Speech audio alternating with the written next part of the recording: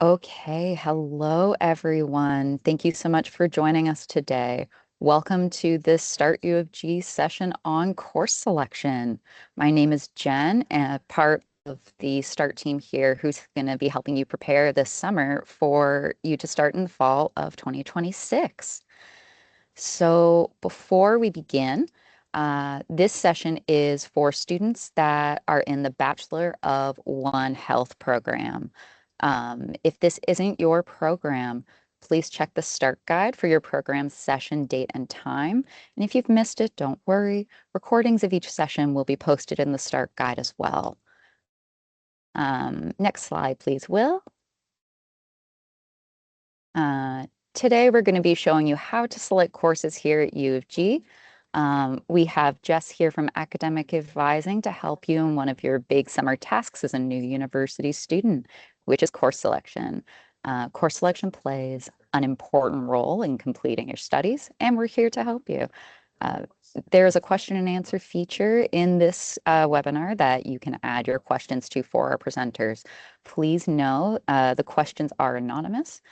If you have specific questions that would require you to discuss personal info, please email start@uoguelph.ca.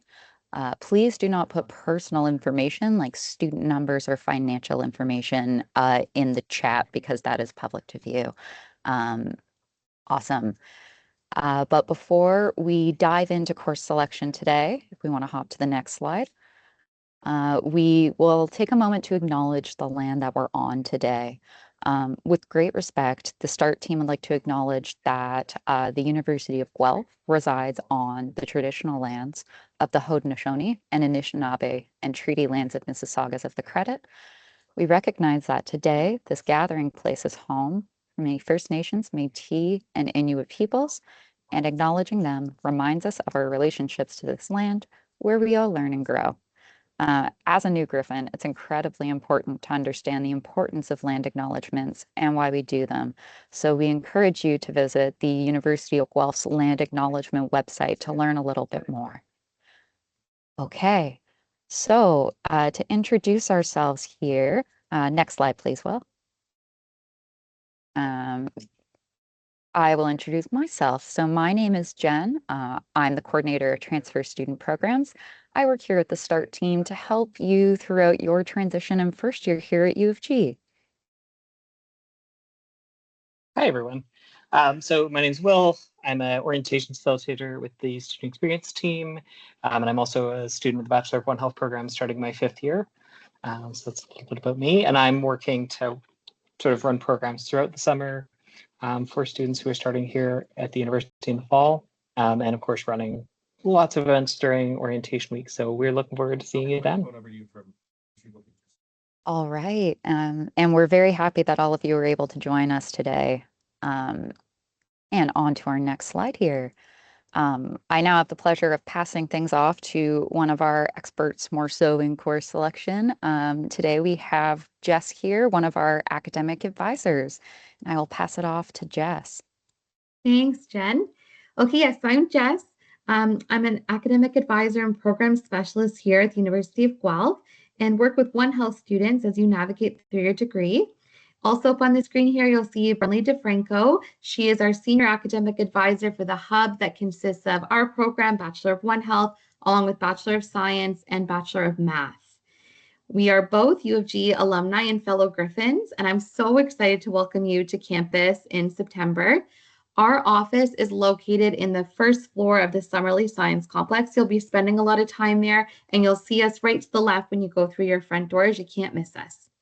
If you want to go to the next page, Will, there are some other faces you'll see in the Academic Advising Center. Again, One Health students specifically come to me, but these other friendly faces will be in the office as well. We have Erin, Sam, Kelly, Deanna, Venetia, and Bree is our front desk person. So she's the face you'll see when you first enter. You can connect with her about booking an appointment or asking some general questions there at the desk. So what is an academic advisor? An academic advisor, I like to think of as like your high school guidance counselor, a GPS for getting you through your time here at university. Our hope is that you'll connect with us about course selection, course planning, and programming. If you need help navigating your rights and responsibilities as a student, you might be looking to overload a semester or defer an exam. First year might be a little bit tricky. You might need some academic supports. You're thinking about doing a study abroad semester. As you can see, lots of reasons you connect with an academic advisor here on campus. My hope is that if you have any questions, if you're not sure where to go, you can come to me and I'll help you find the next best person. We also have faculty advisors here on campus. They differ from academic advisors in that they're faculty that teach courses here on campus and are more the subject experts in the areas that you'll be learning about.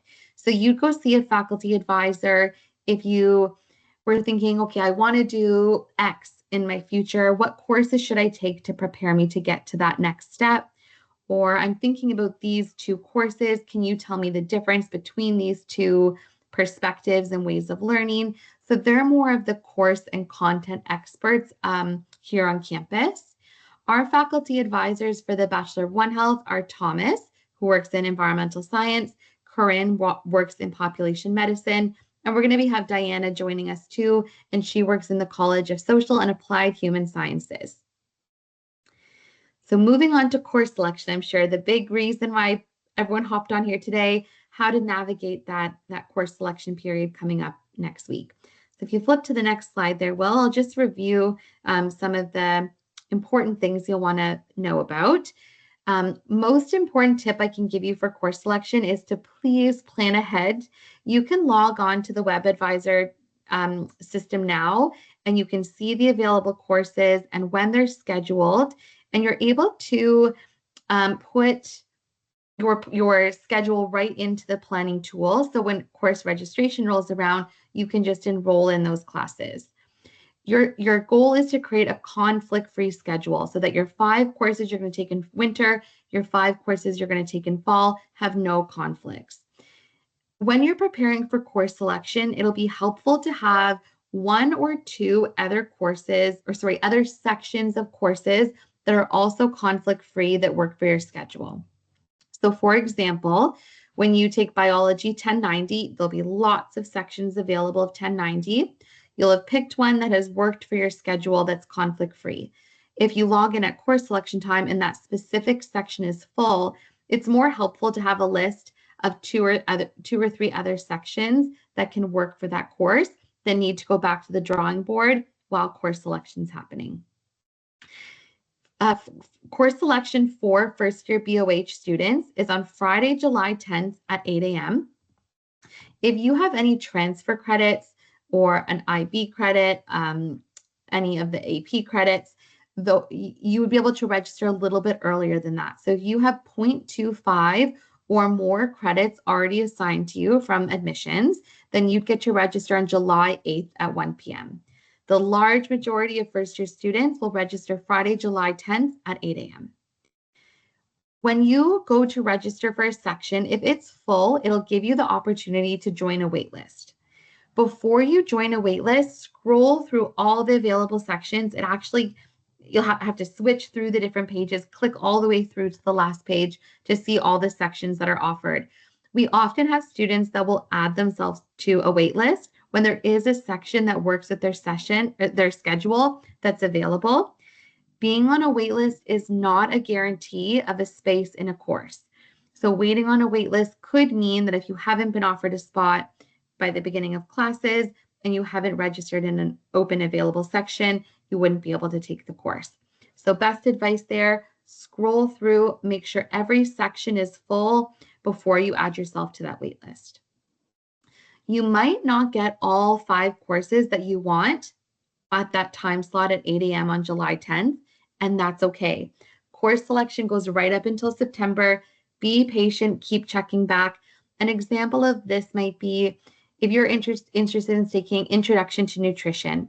That course will be restricted to the students that require it for their degree program first, which means you won't be able to register for that course right away. Put something else in its place so that you've still registered in 5.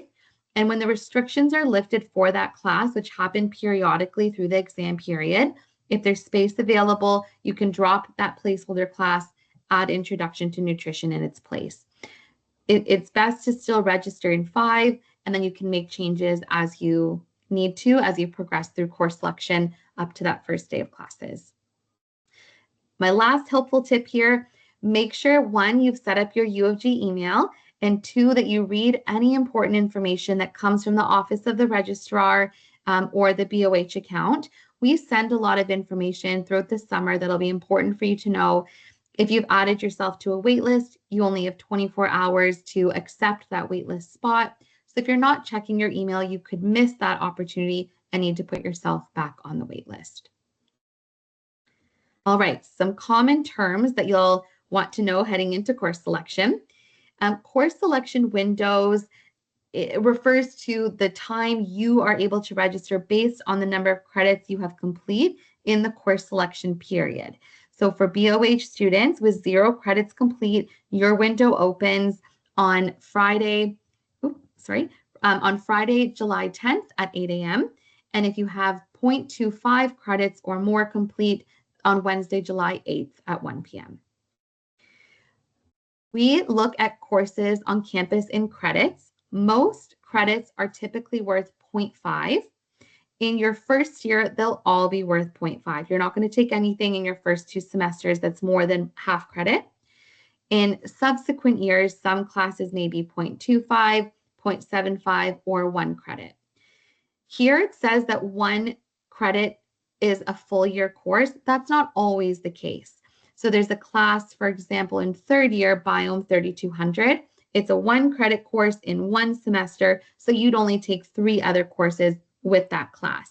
Again, we can get into those details once you're on campus and enrolled in your first year. What you need to know for now is that you'll register in 2.5 credits, 5.5 courses in your first 2 semesters. A part-time student is any student who's enrolled in less than 1.5 credits. If you're enrolled in 1.5 credits or more, you're a full-time student. This could be different if you're connected with Student Accessibility Services, if your accommodation allows for you to do part-time studies, but be considered a full-time student. That would be an arrangement with our Accessibility Services office. Another important term is an elective. These vary by degree program, but for One Health, you have 5 credits or 10 courses of free electives. They can be anything that you want that contributes to your learning. Most students use those electives to explore new courses outside of their area of focus so they can increase their breadth of knowledge. If you decide to pursue a minor, you would use your elective courses for that. There's no right or wrong way to pick electives. In first year especially, you're going to pick classes you're really excited to learn about. All right, next slide there. Some other common terms in course selection. The undergraduate calendar is kind of your one-stop shop for everything you'll need to know about being a student at the U of G. It includes all our university policies and procedures, as well as a list of all our course offerings by subject. That's where you'll look for elective courses. And your academic calendar or schedule of studies is also located in the undergraduate calendar. Your schedule of studies outlines what you should be taking as a One Health student every semester from year 1 to 4. You belong to the 2027 calendar year. The schedule of dates is an important listing of all dates organized by semester. So it'll show really important information like the first day of classes, the last day to drop classes, if there's any breaks in that semester, like the fall reading day or the reading break in the winter. All of those dates are listed in the schedule of dates online. And lastly, WebAdvisor. We're going to go into a lot of information about WebAdvisor today. Is the system that students use to register for course selection. You can also view your progress of your degree program. You can check your tuition bill, apply for graduation. You can plan your courses from year 1 to 4. Kind of the main system you'll use here for managing your account. All right, next slide. So some important notes for One Health students. One Health students come into the program undeclared. You choose your area of emphasis following your first year. Students usually come into the program leaning towards one of the four. So culture, society, and health, CSH, is a more social science leaning area of emphasis. Disease, complexity, and health, more science leaning. Environment, food, and health, also more science leaning. And the policy, economics, and health is more social science leaning. Although you don't declare an AOE at this time, one of the 5 courses you pick in both fall and winter kind of help you gain the necessary knowledge you'll need to pursue that area of emphasis in second year and beyond. So if we go to the next slide here, I'll explain that in a little bit more detail. So when you're picking your courses for September, semester 1, of your 5 courses, 4 are predetermined. You're going to take Anthropology 1120, Biological Anthropology, Biology 1080, Biological Concepts of Health, Biology 1090, Introduction to Molecular and Cellular Biology, and Geography 1220, Explaining Environmental Change. Those 4 classes are the same for all BOH students, despite which area of emphasis you're thinking about. If you're leaning more towards the disease complexity and health side or the environment, food, and health side, you'll select Chem 1040 as your 5th class. And if you're leaning towards policy, economics, and health or culture, society, and health, you'll choose economics, introductory to microeconomics, or introduction to psychology as your 5th course. A helpful note, psychology is only being offered online in semester 1 for One Health students. So if you prefer in-person learning, you'll want to take psychology in semester 2 in the winter. So then you'd be taking economics as the course in the fall, psychology as the course in the winter. So first 4, the same regardless. The 5th course is chemistry if you're thinking about the social or the science leaning AOEs, and then econ or psychology if you're leaning towards the social science AOEs. In winter, similarly, all BOH students will choose Introduction to Anthropology, Discovering Biodiversity, and Introduction to One Health. Disease, complexity, and health, if you're thinking about the disease or environment side, you'll take the 2nd chemistry and an elective, and that can be anything you want. If you're leaning towards the culture, society, and health or policy and economics and health, you'll take those same first 3 courses, Introduction to Anthropology, Discovering Biodiversity, Introduction to One Health, and then you'll take whichever course you didn't take in the fall, economics or psychology as your 4th course, and any elective as your 5th. If you truly have no idea which area of emphasis you want to explore, you'll take Chem 1040 as the 5th class in the fall, and then you'll take Chem 1050 and psychology as the last 2 courses in winter. The new student registration guide outlines all of that for you, so there won't be any surprises there, really laid out clear for you at that slide. So once you're in WebAdvisor, this next slide shows you what it will look like. This is someone who's fairly far along in their degree. You're seeing lots of green.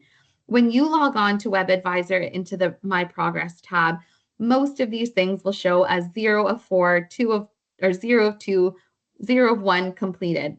Those are going to be all of your requirements for your program.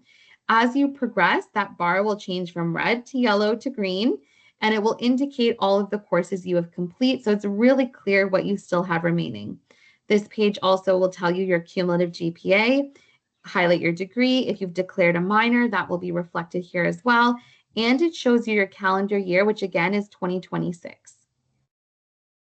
We're going to look at a video that shows you what course selection looks like on the back end, just so you can have an idea of what to expect.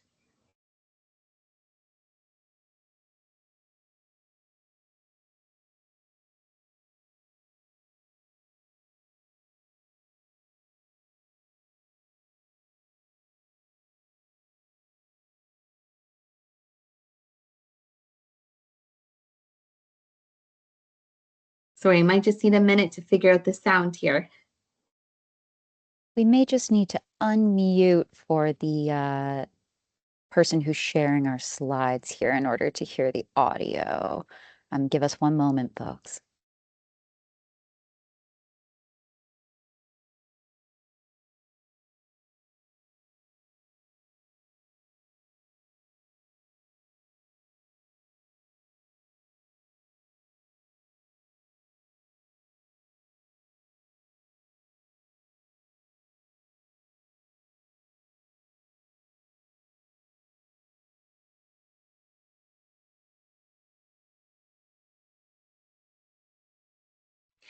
While we're waiting here, I'm just going to peek to see if there's any questions in the chat. Oh, go ahead. Thanks, Will.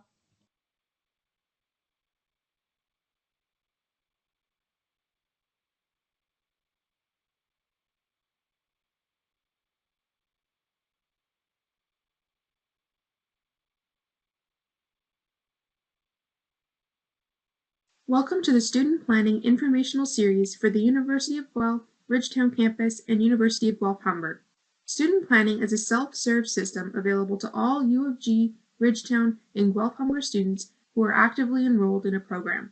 It combines optional degree planning with intuitive course search tools and registration in a new, easy-to-navigate online environment. To assist both new and returning students, a series of training videos has been developed to help guide you through the most common features of student planning. In this video, we will cover how to register.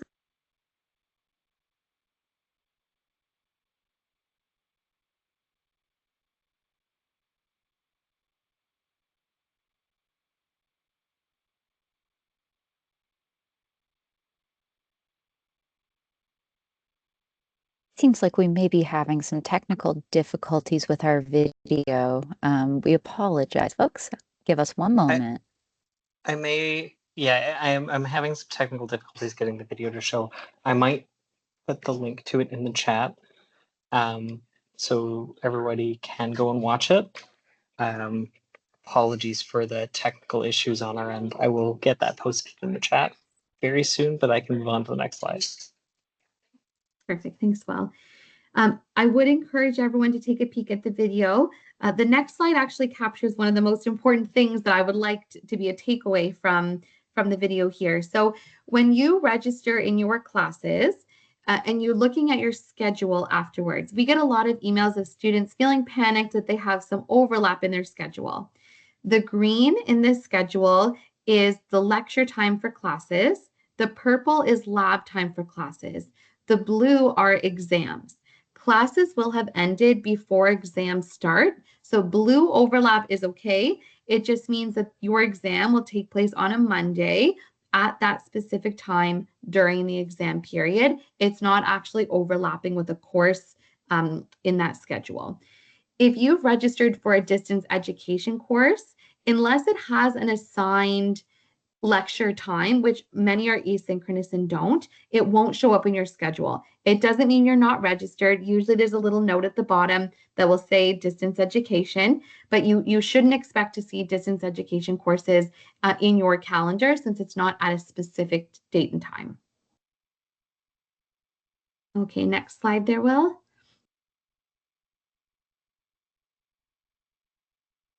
Okay.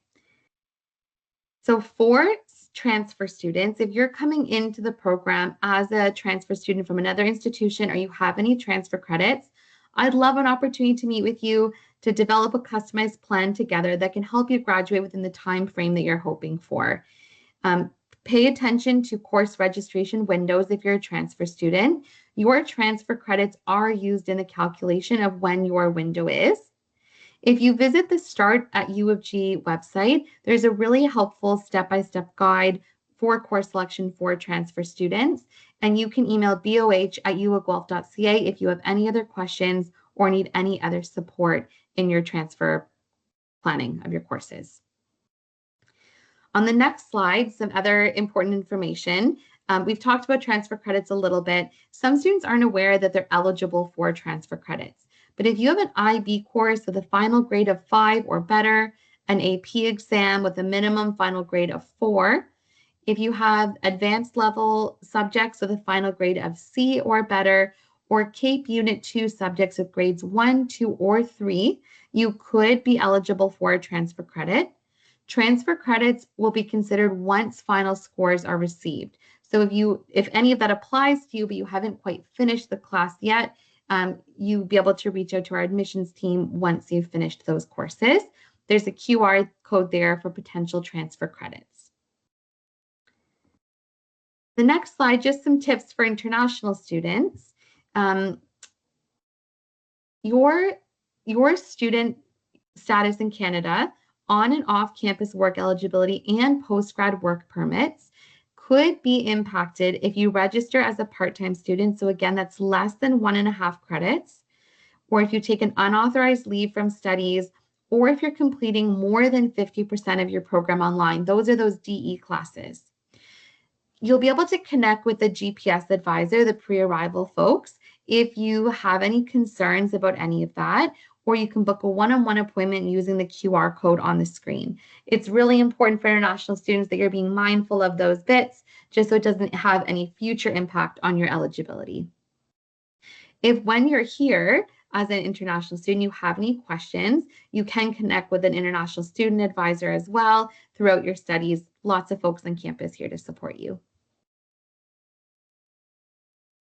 Okay, some important dates and deadlines. So June 15th was the undergraduate registration deposit and the international undergraduate deposit due date. You do need to pay that registration fee, the deposit fee, in order to register during course selection. So it's really important, if you haven't done that yet, that you do so as soon as possible. We can't hold spaces in courses, so the sooner that you can get the deposit paid and can register for your courses, the better. July 10th, course selection windows open for new students. Again, your July 10th at 8 a.m. And your semester bill will be posted on WebAdvisor in late July, with your final payment due September 18th.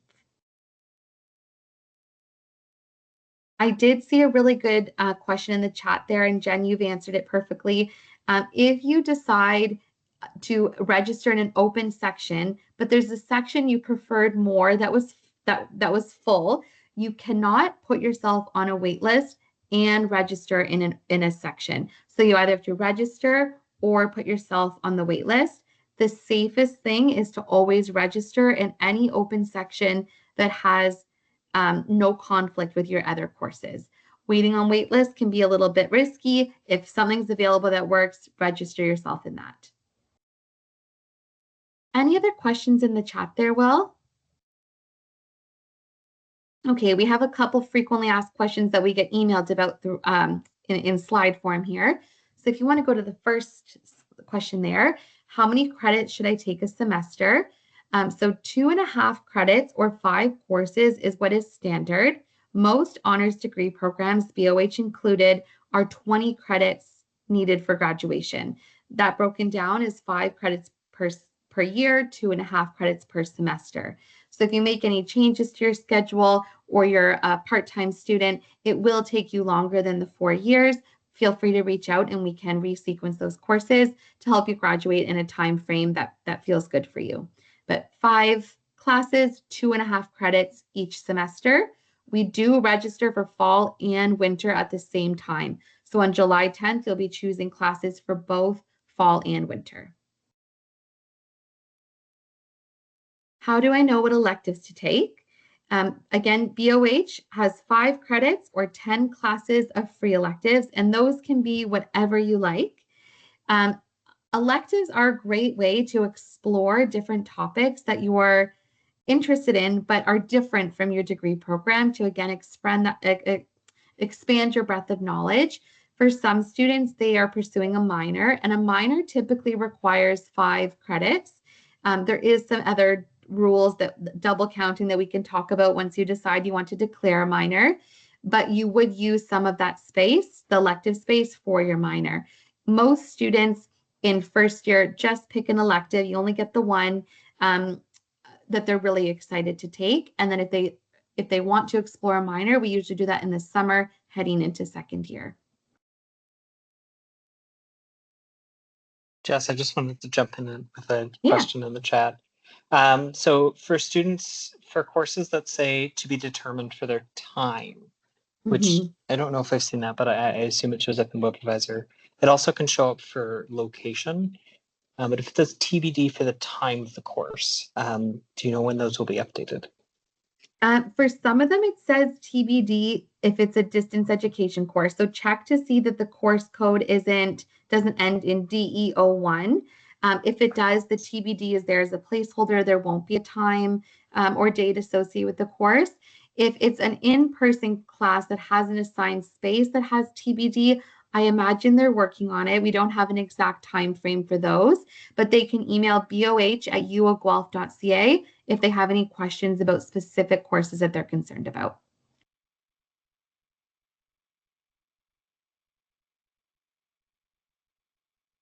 All right, the next slide there.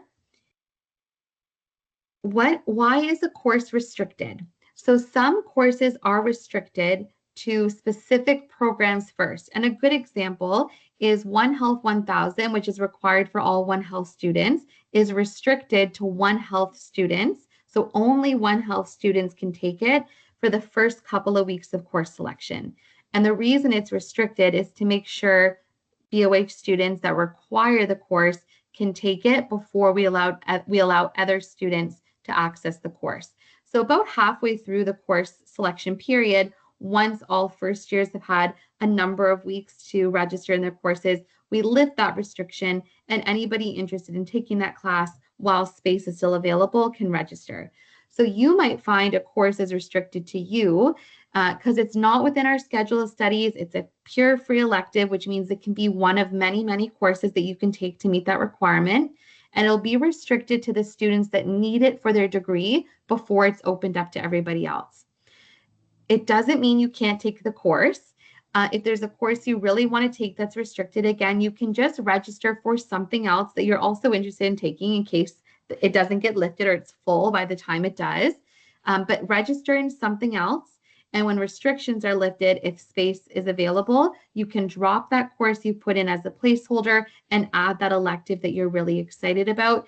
Restrictions really are in place to support student success, allowing students to progress to their degree without finding a course that they need for their studies is full and there's students in the course that are taking it as an interest-based course. What if a required course says it's full? Again, please make sure you scroll through all of the available sections.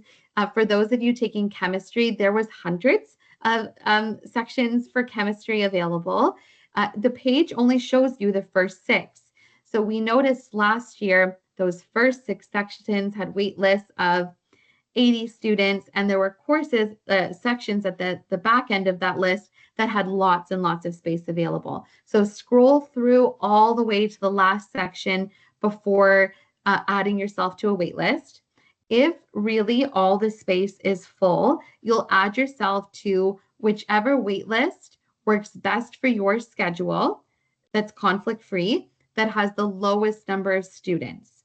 That assures you your best chance at getting those classes. I do want to highlight that the university does so much planning and projecting numbers of how many students will need each course. If you're on July 10th at 8 a.m., you've pre-planned your courses, and you have some good backup plans, you should be able to register in everything required as planned. Where it gets a little bit more dicey is students that wait until July or in August to register for courses. At that time, restrictions have been lifted, and there's no guarantee you'll be able to get into required courses if you didn't register on time. So the most important thing there, be prepared, register when your window opens, look to make sure everything is really full before adding yourself to a wait list, and then monitor your email, because if you've added yourself to a wait list, you have about 24 hours before they'll go to the next person on the list. So if you know you've put yourself on a wait list, you should make a habit of checking your Guelph email every day to see if there's any information about that waitlist course available. Any other questions in the chat there? It doesn't seem like we have any others in the chat at this time. So at this time, yes, if there's no other questions, I want to say thank you very, very much to Jess for presenting today and for answering all of these questions so fulsomely and giving us some really great knowledge on the back end of things. This is the end of our formal session today, everyone. If you would like more information, or if you would like to watch a recording of this session at any point, please visit startufg.ca, where all of our recordings will be posted.